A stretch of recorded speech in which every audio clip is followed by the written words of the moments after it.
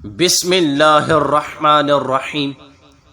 میرے محترم بھائیوں اور دوستو، بیہقی کی شعب الایمان میں حضرت حسن رضی اللہ عنہ سے منقول ہے کہ حضرت لقمان علیہ السلام نے اپنے بیٹے سے کہا، اے پیارے بیٹے، میں نے چٹان، لوہے اور ہر باری چیز کو اٹھایا، لیکن میں نے زیادہ ثقیل کسی چیز کو نہیں پایا، اور میں نے تمام تلخ اور کڑوی چیزوں کا ذائقہ چکھ لیا، لیکن فقیر و تنگ دستی سے تلخ کوئی چیز نہیں پائی۔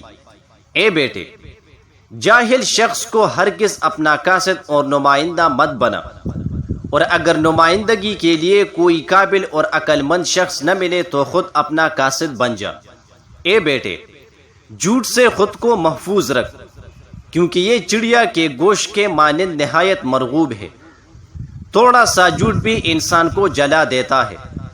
اے بیٹے، جنازوں میں شرکت کیا کر، اور شادی کے تقریبات میں شرکت سے پرہیز کر، کیونکہ جنازوں کی شرکت تجھے آخرت کی یاد دلائے گی، اور شادیوں میں شرکت دنیا کی خواہشات کو جنم دے گی۔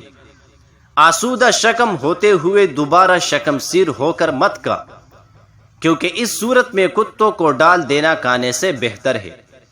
بیٹے، نہ اتنا شیریں بن کہ لوگ تجھے نگل جائے، اور نہ اتنا کڑوا کہ توک دیا جائے۔ جزاک اللہ۔